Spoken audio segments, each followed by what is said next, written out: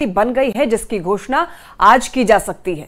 सूत्र बताते हैं कि आरजेडी कांग्रेस को 9 सीट देने पर तैयार हो गया है, जबकि झारखंड में आरजेडी को 2 सीट मिली है, चतरा और पलामू। वहीं औरंगाबाद और पूर्णिया दोनों सीटें आरजेडी के खाते में चली गई हैं, जबकि इन दोनों ही सीटों पर कांग्रेस की दावेदारी थी। अब ऐसे में सवाल है कि दुनिया छोड़ देंगे पर पूर्णिया नहीं छोड़ेंगे की बात कहने वाले पप्पू यादव अब क्या करेंगे।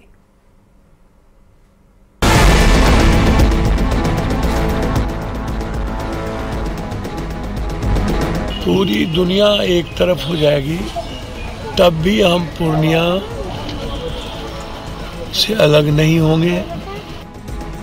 इंडी अलायंस की छतरी के तले पूर्णिया से चुनाव लड़ने की इच्छा के साथ पप्पू यादव ने कांग्रेस ज्वाइन की थी, लेकिन अब पप्पू यादव की ये इच्छा इस चुनाव में पूरी होती नजर नहीं आ रही, क्योंकि आरजेडी और कांग्रेस के बीच करीब करीब सीटों का समझौता हो चुका है, जिसकी घोषणा शुक्रवार को 12:15 बजे की जाएगी।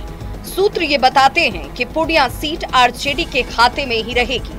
खैर, पहले ये जान लीजिए कि सीटों का कौन सा फॉर्मूला फाइनल हुआ है और कांग्रेस के खाते में कौन कौन सी सीटें गई हैं। सूत्रों की माने तो बिहार में इंडी अलायंस के अंदर 26, 9 और 5 का फॉर्मूला फाइनल हुआ। मतलब आरजेडी 26 सीटों पर चुनाव लड़ेगा, कांग्रेस 9 सीटों पर चुनाव लड़ेगी, जबकि लेफ्ट के खाते में 5 सीटें आई हैं। यानी कांग्रेस ने 2019 की तरह 9 सीट हासिल कर लिया है, जिसमें कटिहार, किशनगंज, पटना साहिब, सासाराम, बेतिया, मुजफ्फरपुर, भागलपुर और समस्तीपुर की सीट शामिल है, जबकि सुपौल और मधेपुरा में से कोई एक सीट कांग्रेस को मिल सकती है। यानी जिन 2 सीटों औरंगाबाद और पूर्णिया पर कांग्रेस की दावेदारी थी, वो कांग्रेस को नहीं मिल पाई है और इन दोनों ही सीटों पर आरजेडी उम्मीदवार चुनाव लड़ेंगे। अब सवाल है कि दुनिया छोड़ देंगे पर पूर्णिया नहीं छोड़ेंगे की बात कहने वाले पप्पू यादव अब क्या करेंगे।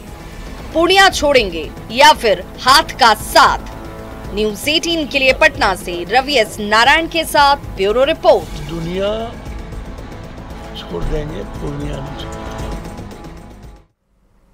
गठबंधन में सीटों के ऐलान से पहले आरजेडी ने अपने एक और प्रत्याशी को सिंबल दिया है। आरजेडी ने दरभंगा लोकसभा सीट से ललित यादव को सिंबल दिया है।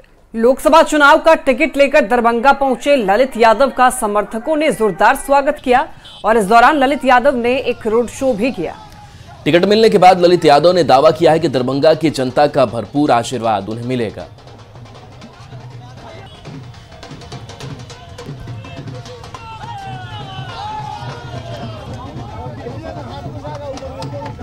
हम पहले से भी 30 साल से अपने क्षेत्र में जहां से हैं उसी पार्टी से विधायक रहे हैं, मंत्री भी रहे हैं, विभिन्न पद पर रहे हैं। अपने क्षेत्र के सर्वांगीण विकास के लिए हमेशा हम तत्पर रहते हैं और जनता का सेवा करने के लिए।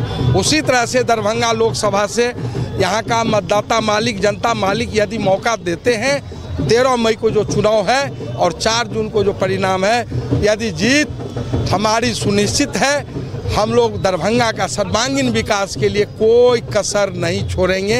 एक दरभंगा के